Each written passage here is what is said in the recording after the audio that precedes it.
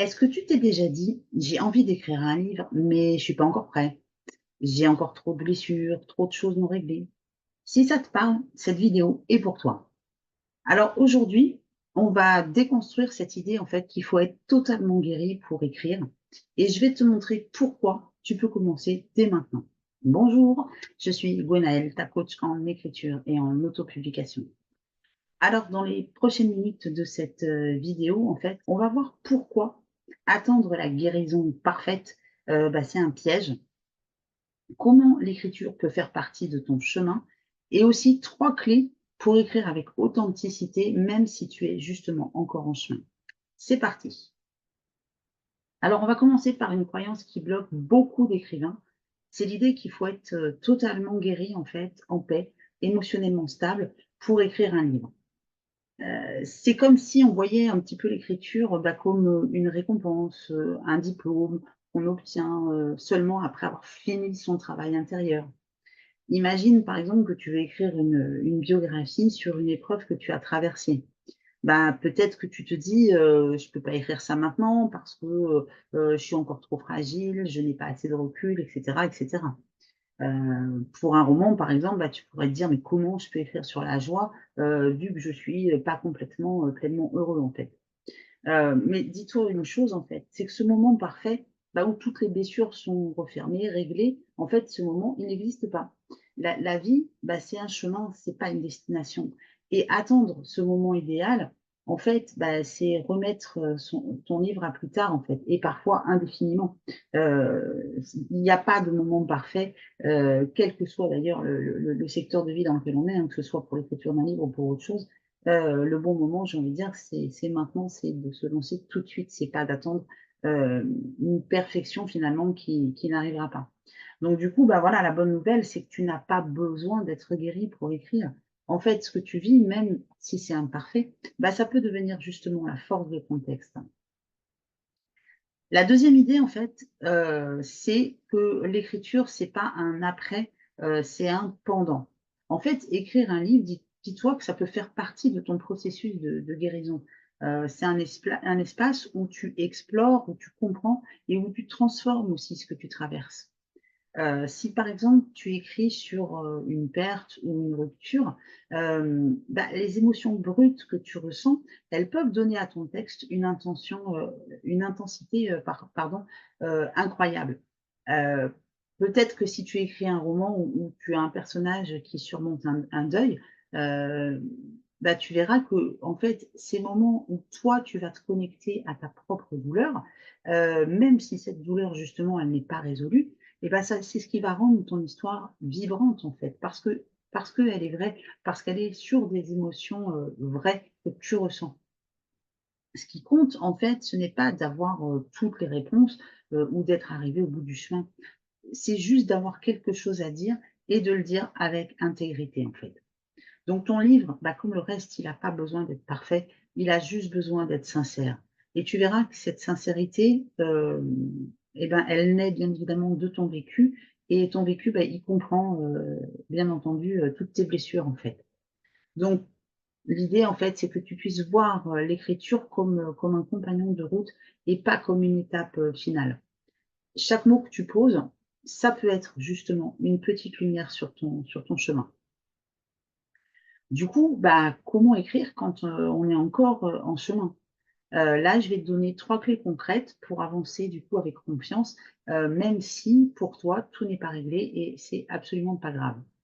La clé numéro un, alors on y vient, je la cite souvent, mais c'est de poser tes intentions. En fait, avant d'écrire, tu vas te demander: «Pourquoi je veux écrire ce livre?»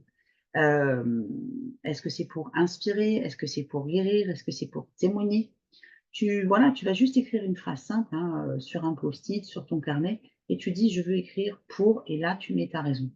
Par exemple, tu peux dire: «Je peux écrire, pour, montrer, qu'on peut se relever».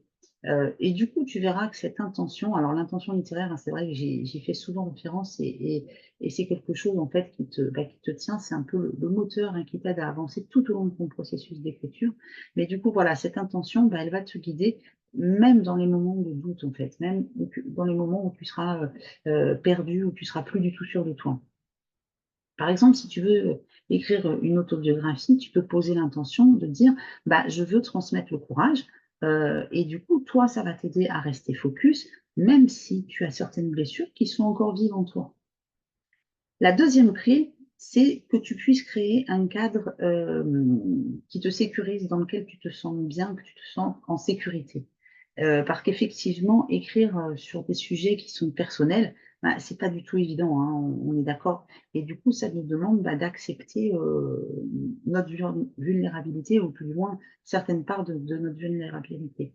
Et du coup, bah, le fait de trouver un espace bienveillant, alors ça peut être un espace bienveillant juste entre toi et toi, hein, un carnet privé par exemple, ou avec quelques autres personnes, comme un groupe d'écriture ou un accompagnement, et tu verras que ça va te permettre d'écrire sans te sentir jugé. Hem, Par exemple, si tu écris un roman sur la quête d'identité, bah, un cadre sécurisant pour toi, ça pourrait être un atelier d'écriture, où là, tu vas partager, juste une scène, par exemple, et sans te dévoiler, tu vois, complètement, sans dévoiler tout ton vécu. La clé numéro 3, en fait, c'est d'écrire pour transmettre et pas pour régler ses comptes. Effectivement, si il faut éviter d'écrire pour vider son sac ou pour pointer du doigt. Le truc, c'est que si tu te concentres en fait sur ce que tu veux offrir à tes lecteurs, bah, tu verras que ça donnera beaucoup plus de force à ton texte. Et aussi, ça va te permettre de transformer tes blessures, mais en quelque chose d'universel, parce que bah, les blessures, tout le monde en a en fait, hein. Et l'idée, bah, c'est d'accepter l'imperfection, parce que de toute façon, la perfection n'existe pas. Et tu verras que ton authenticité, bah, elle va faire la différence. Si tu écris, par exemple, sur une injustice que tu as vécue, bah, au lieu d'écrire avec colère, tu peux transmettre la force de se battre pour ce qui est juste. Et tu verras que ça va beaucoup plus toucher, ça va toucher beaucoup plus profondément tes lecteurs. Donc, tu vois que tu n'as pas besoin d'être guéri pour écrire un livre.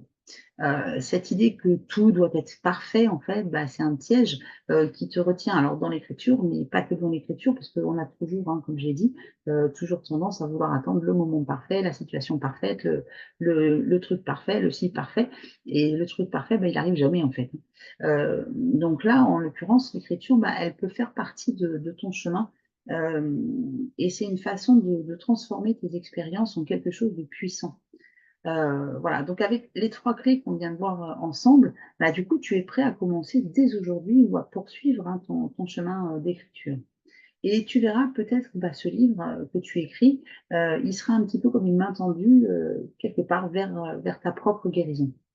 Alors si jamais, tu sens que c'est le moment pour toi, de te lancer, bah, je peux effectivement t'accompagner. Alors soit, pour l'écriture de ton livre avec, mon programme, Essentiel écriture et publication, ou soit, dans ton cheminement intérieur, hein, à travers, une écriture, beaucoup plus, introspective et éventuellement créative, avec, le cercle des plumes alchimiques. Voilà, donc au cas où, si jamais ça te dit, bah, tu trouveras tous les liens, hein, dans la description.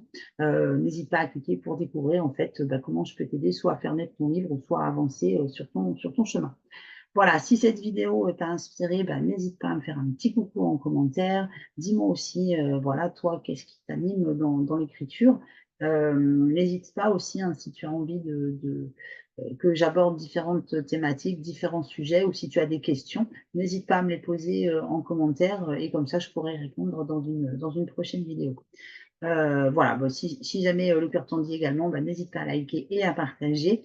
Dans tous les cas, bah, on se retrouve, très bientôt, pour, continuer à faire, vibrer ton livre.